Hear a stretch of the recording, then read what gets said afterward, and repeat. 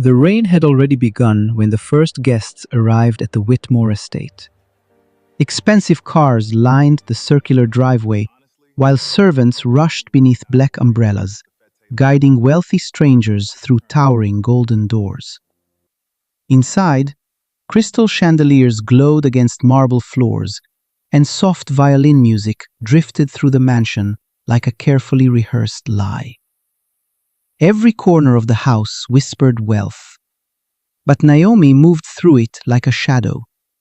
She adjusted the sleeves of her plain black uniform and balanced the silver tray of champagne glasses in trembling hands. Guests passed her without a glance, too consumed by their own laughter and luxury to notice the woman silently serving them. Naomi had grown used to invisibility. What she had not grown used to was the man pretending not to know her. Ethan Whitmore stood near the grand staircase, smiling confidently beside investors and politicians. His tailored suit fit perfectly now. His voice carried authority now. Success had transformed him into the kind of man magazines loved to photograph. Yet, when his eyes briefly met Naomi's across the ballroom, there was no warmth in them, only warning. "Be careful with those glasses," he muttered quietly as she passed near him. "These guests are important." Naomi lowered her eyes. Of course. 3 years ago, Ethan would have kissed her forehead before every party. Back when they lived in a cramped apartment above a laundromat and shared instant noodles at midnight because money was too tight for anything else. Naomi remembered those nights clearly. Ethan used to hold her hands and promise that if success ever came, they would enjoy it together. But success had come alone. The orchestra music softened as another wave of guests entered the ballroom. Naomi continued serving drinks while whispers floated around her. "That's Ethan Whitmore? He's younger than I expected. Brilliant businessman. I heard investors are fighting to work with him." Naomi almost laughed at the praise. None of these people knew the truth. They did not know she had worked double shifts at a diner to help Ethan survive his failing business. They did not know she sold her mother's jewelry so he could pay his employees on time. They certainly did not know the elegant millionaire across the room once cried in her arms because he feared becoming a failure. Now he barely acknowledged her existence. Then came Cassandra Vale. She entered the ballroom wearing a crimson gown that turned heads instantly. Elegant, wealthy, untouchable. The senator's daughter moved confidently toward Ethan, placing one hand lightly on his arm while photographers nearby captured their smiles. Naomi felt her stomach tighten. She had seen the late-night messages, the secret dinners, the perfume lingering on Ethan's jackets when he returned home long after midnight. He never admitted anything directly, but wives always recognize distance before betrayal speaks aloud. Cassandra's sharp eyes suddenly landed on Naomi. "Well," she said with a faint smile, "your housemaid is prettier than most." A few nearby guests chuckled softly. Naomi froze. Ethan glanced briefly at her, and for one painful second, she waited for him to correct the lie, to say wife, to remember who she was. Instead, he smiled casually and lifted his champagne glass. "She's been with the house for years," he replied. "Very loyal." The words hit harder than a slap. The room suddenly felt too warm, too bright. Naomi stared at him, unable to breathe properly as quiet laughter rippled through the guests around them. Cassandra looked satisfied, almost amused, while Ethan simply turned back toward his investors as if nothing important had happened, as if his wife had just become invisible in front of an entire room. Naomi forced herself to move before the tears gathering in her eyes betrayed her completely. She carried the tray toward the kitchen corridor with careful steps, though her hands shook violently now. The moment the ballroom doors closed behind her, silence crashed over her like a wave. She placed the tray onto the counter too quickly, causing several glasses to rattle loudly. Mrs. Delgado, the elderly cook, looked up immediately. "Naomi?" she asked softly. "What happened?" Naomi swallowed hard. "Nothing," but her voice cracked on the final word. Mrs. Delgado sighed sadly, already understanding more than Naomi wished to explain. "A man who hides his wife," she murmured quietly, "is already lost." Naomi pressed trembling fingers against her eyes. Upstairs, thunder rolled across the dark sky. And somewhere beyond the ballroom laughter, the front doors of the mansion slowly opened once more. The sudden arrival at the front entrance changed the atmosphere instantly. Conversations slowed.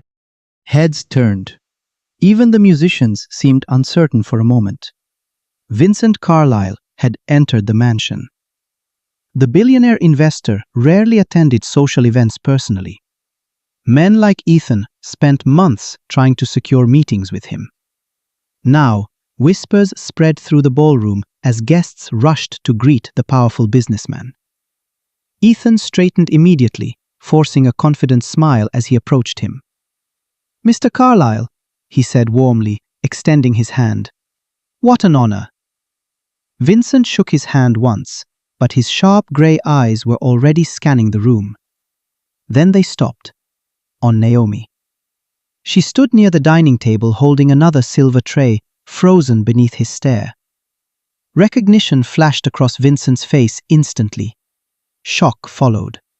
His eyes moved slowly over her black servant uniform, and something dark settled into his expression. Ethan noticed the silence and laughed nervously. "Ah, one of the staff." Vincent did not look away from Naomi. "Is she?" The temperature in the room seemed to drop. Naomi lowered her eyes, already sensing danger building beneath the surface.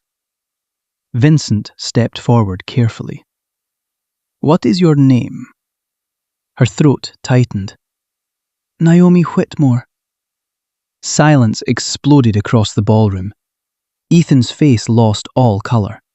Several guests exchanged confused glances, while Cassandra slowly turned toward him. Vincent looked at Ethan again. "Whitmore," he repeated coldly. "Your wife?"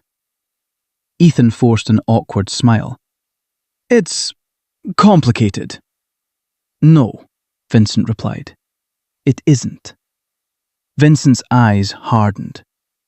"When I invested in your company," he said slowly, "this woman was working double shifts to keep you alive." The ballroom fell completely silent. "I remember her selling jewellery so you could pay your employees," Vincent continued. "And now you call her your housemaid." Ethan swallowed hard. "Sir, please, no." That single word crushed the room. Guests began whispering immediately. Some stepped away from Ethan without realizing it. Cassandra stared at him with visible disgust. "You lied to me?" she asked quietly. Ethan looked trapped now, cornered. But Naomi said nothing. She simply stood there, holding the tray, while the man she once sacrificed everything for slowly unraveled in front of everyone. Vincent's voice stayed calm, but every word cut deeper than the last. "This woman built your beginning," he said, "and you erased her the moment you reached success." Ethan's lips parted, but nothing came out. The room no longer looked at him the same way. The admiration was gone, replaced by doubt and quiet judgment. Naomi finally set the tray down on a nearby table. Her hands were steady now. For the first time that night, she looked directly at Ethan. Not with anger, not with pleading, just truth. "You didn't forget me," she said softly. You chose to. Ethan flinched as if the words physically struck him. The silence after Naomi's words felt heavier than the storm outside. Ethan took a step forward, his voice lower now, unstable. Naomi, this isn't how it looks. But even he didn't believe it. Vincent turned slightly toward the guests. This is the man you admire, he said flatly. A man who builds his image by burying the person who carried him. Murmurs spread again, sharper this time. No longer curious, but disapproving. Cassandra slowly removed her hand from Ethan's arm. Asking me to stand beside you, she said quietly, while you lied about your own wife, was a mistake. Ethan looked around the room, searching for support. There was none. Ethan's confidence finally broke. He turned back to Vincent, voice strained. Please, don't do this in front of everyone. Vincent didn't move. You did this in front of everyone, he replied. The words landed cleanly, with no emotion, no anger, just certainty. Ethan looked at Naomi again, desperation flashing in his eyes now. We can fix this, he whispered. Just come upstairs. We'll talk. Naomi didn't answer right away. When she did, her voice was calm. I spent years shrinking myself so you could feel bigger. A pause. But I won't do it anymore. Ethan froze, and for the first time, he had nothing left to say. Naomi stepped back from the crowd slowly, as if the room itself no longer had the right to hold her. Ethan took a half step forward, but stopped when Vincent's gaze shifted toward him. Silent, firm, final. No one moved to support Ethan anymore. Not the guests, not Cassandra, not even the staff who had once admired him from a distance. Naomi's eyes stayed on him for a brief moment longer, not with hatred, but with something quieter. Closure. Then she turned away. The sound of her footsteps on the marble floor echoed through the ballroom, sharper than any voice in the room. Behind her, Ethan stood alone under the chandeliers, watching the life he built begin to collapse in real time. Naomi reached the grand doors without looking back. The weight she had carried for years felt strangely lighter with every step away from the ballroom. Behind her, the mansion still glittered with wealth and noise, but it no longer felt like her world. It felt distant, hollow, like a stage she had finally stepped off. Outside, the cold air hit her face immediately. Rain was still falling. Soft now, steady, almost gentle. She paused at the top of the steps, breathing for the first time that night without pressure in her chest. For a moment, she simply stood there, not as a wife who was hidden, not as a servant who was dismissed, just Naomi. A black car pulled quietly up to the curb, headlights cutting through the rain. Vincent Carlyle stepped out with an umbrella. He didn't speak immediately, just held it over her, giving her space to decide. You don't have to go back in there, he said finally. Naomi looked at the mansion behind her, then at the road ahead. I'm not going back, she said softly. Vincent nodded once, as if he expected that answer all along. The car door opened. Naomi hesitated for only a second before stepping forward into a life that no longer required her to disappear. Ethan stood alone in the center of the ballroom long after Naomi had left. The laughter was gone now. The music had stopped. Even the chandeliers seemed too bright for the silence pressing down on the room. Guests avoided his eyes. Some quietly turned away. Others slowly began to leave, one by one, as if staying too long might attach them to his downfall. Cassandra was the first to fully break away. "I don't build my future on liars," she said flatly, before disappearing into the crowd. Ethan didn't stop her. He couldn't. Vincent Carlyle remained near the staircase, watching him with cold disappointment. "This is what remains," Vincent said quietly, "when image is all a man protects." Ethan's jaw tightened, but no words came.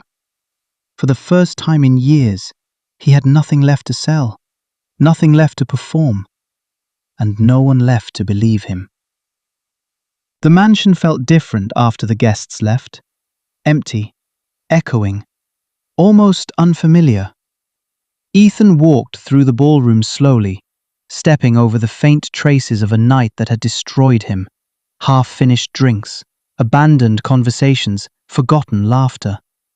Every corner seemed to remind him of what he had lost. Not the investors, not the reputation. Naomi. He stopped near the grand staircase, staring at the exact place where she had stood earlier, holding a tray like she belonged to the background of his life. His hands tightened slightly. For the first time, there was no audience to perform for, only silence. And in that silence, regret finally began to speak louder than pride. The rain outside had stopped. The mansion lights remained on, but they no longer felt warm, only distant, like a memory that no longer belonged to him. Ethan stood alone in the darkened ballroom, holding an old photograph he had pulled from his desk drawer. Naomi was smiling in it. So was he, younger, poorer, happier. His thumb traced the edge of the image slowly, as if he could press time backward if he held it long enough. But nothing moved, nothing changed. He whispered her name once into the empty room, but there was no answer, only the quiet reminder that some moments, once broken, do not return. And for the first time, Ethan Whitmore understood the weight of everything he had chosen, when no one was left to witness it.